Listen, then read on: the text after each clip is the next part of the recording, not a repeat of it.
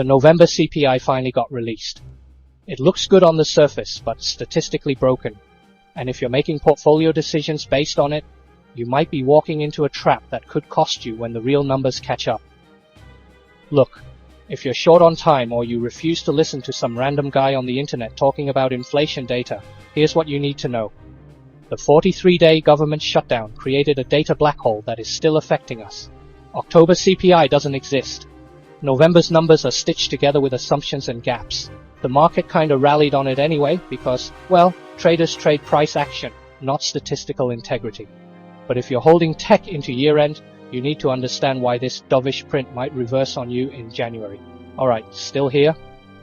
Good. Let's talk about what's actually happening in the next 10 minutes. But for those of you who are new here, welcome, I'm DataCat. And yes, I named the channel because I like cats, much like the Federal Reserve enjoys knocking things off tables and watching the chaos unfold. I spent years as an analyst inside a Fortune 50 company. Messy data, models, sitting in meetings where people use corporate jargon that I myself sometimes don't understand. It was something. Then I reluctantly traded the corporate grind for lasers and keyboards about 5 months ago. Started this channel because I genuinely enjoy breaking down data. And honestly, because explaining things to my cat wasn't cutting it anymore. He just stares at me, very judgmental. I'm not here to sell you anything or pretend I've got some secret formula. I'm just an introvert who likes interpreting data. And yeah, why not share it? So that's what we do here. If you're into this kind of things, please smash that like and subscribe button for me. Anyway, let's get into it. So, what actually happened with this CPI report? A quick recap, and here's the timeline. The US federal government shut down from October 1st through November 12th. That's 43 days in total. During that time, the BLS couldn't do their normal data collection, which means, and this is important, there is no October CPI. It just doesn't exist. Think about that for a second. We measure inflation month over month, October to November. But if October is missing, you can't calculate that change. The BLS literally said in their release, and I'm paraphrasing here, that they will not include 1-month % changes for November 2025, where the October 2025 data are missing. So when you see headlines saying CPI comes in soft, what you're really seeing is a number with a giant asterisk next to it that nobody wants to talk about, or simply pretends it's not present. It's like a cat bringing you a dead mouse and expecting praise. Technically a gift, functionally problematic. So, let's look at what they actually reported, with all those caveats in mind. Headline CPI came in at roughly 2.7% year over year. Core CPI, which strips out food and energy, about 2.6%. Both of these were cooler than expected. On paper, that's good news for the inflation is under control narrative. On the labor side, we got delayed data released December 16th. Non-farm payrolls plus 64,000 in November. And keep in mind everyone, including the Fed, is expecting a downward revision later. It's basically the norm now. Unemployment rate around 4.6% is a bit concerning, but somehow the market views it as acceptable. And again, on paper, this looks like a cooling labor market, which supports the soft landing thesis. But, yeah, I'm repeating this the third time. It's on paper. And in reality, there are 3 issues. Let me walk you through them. First, sampling and collection timing bias.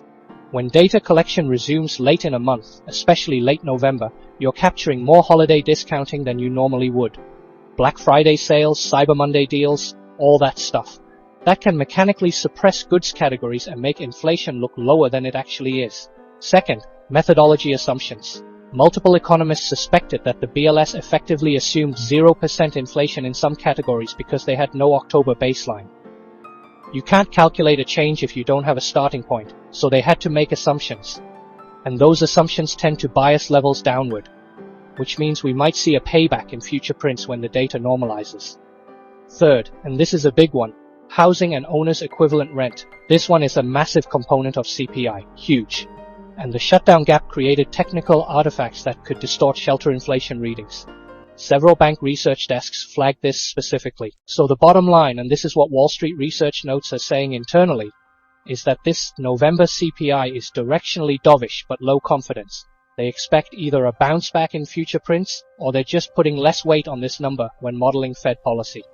As a response, immediately after the CPI release, stocks popped, yields fell, and rate cut odds for 2026 moved higher. Classic risk-on reaction to dovish data. CNBC described futures jumping and yields sliding. If you were watching your portfolio that morning, it probably felt pretty good. But in reality, every time it pops, it gets compressed down very quickly. To explain this, there are two layers to this reaction. Layer 1 is the fast money, systematic reaction. Cooler CPI plus cooling jobs equals easier policy equals lower yields equals buy duration assets, tech, growth, long-dated stuff. That's just how the algo playbook works. The machines don't care about data quality. They care about the number versus expectations. Layer 2 is the macro skepticism underneath. The print is noisy. It may understate inflation, especially in shelter. But in the very short run, positioning, liquidity, seasonality, and the perceived Fed path matter more than statistical purity. So yes, the market still took it well. It ended up green yesterday, but that doesn't mean the data is trustworthy. It means traders are trading what's in front of them. Very different things. Alright, let's connect this to what you probably care about most. Your portfolio, specifically tech and QQQ type exposure. So, there are two transmission channels to understand here. Channel 1 is the discount rate channel. If CPI and jobs data support more rate cuts and lower treasury yields, the equity discount rate falls. Long duration equities, meaning mega cap tech growth names, anything where most of the value is in far dated cash flows, these benefit the most, like even Oracle would rebound very soon because of this.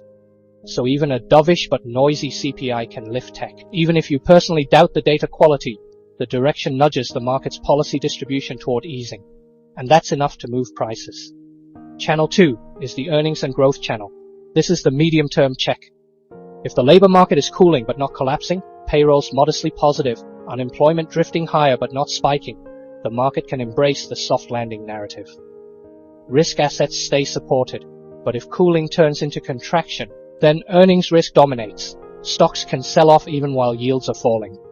That's the scenario nobody wants to talk about.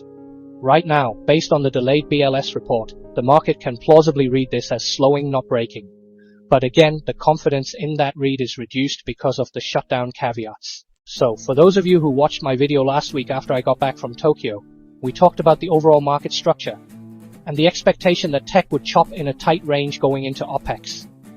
And that's basically exactly what happened. The thesis is holding so far. QQQ has been pinned between roughly 607.50 and 612 for over a week now. Thursday's candle, December 18th, is telling. We got a gap up of about 1.56% on the CPI news. But the candle closed red with a large upper wick. That's a gap and fade pattern. Buyers chased the open on the dovish impulse, but sellers were happy to hit strength in that 612 to 613 zone. The technical signals are screaming compression. 14-day ATR is around 1.3%, but the intraday range was slightly less than 1%. The market is coiling, and coils resolve with range expansion.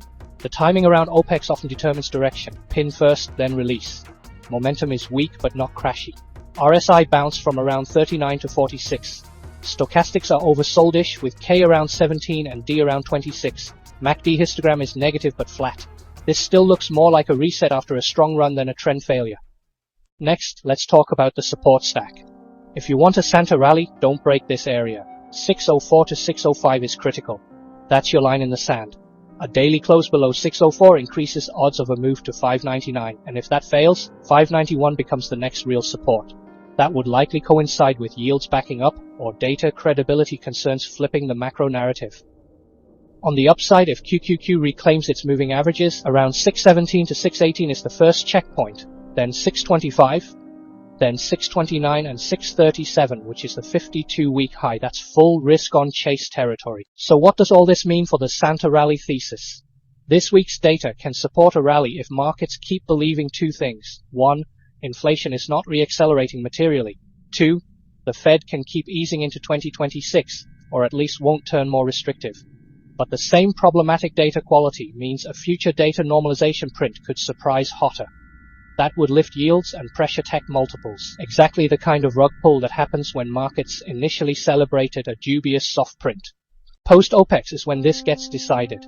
Once the short-dated options overhang clears, the market can actually pick direction.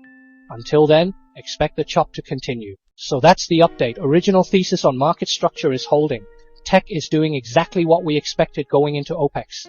The CPI data is, let's call it statistically compromised, but the market is choosing to treat it as dovish for now. My take? Stay nimble. Respect the 604 level on the downside. Don't chase strength into resistance. And understand that January could bring some mean reversion if the data normalizes and prints hotter. If you found this useful, consider subscribing. I put out these analysis videos regularly, and honestly, the algorithm is a mysterious beast that I'm still trying to figure out. Kinda like my cat at 3 AM, unpredictable, occasionally hostile. Alright, that's all I've got. Thanks for watching. DataCat out, and I'll see you in the next.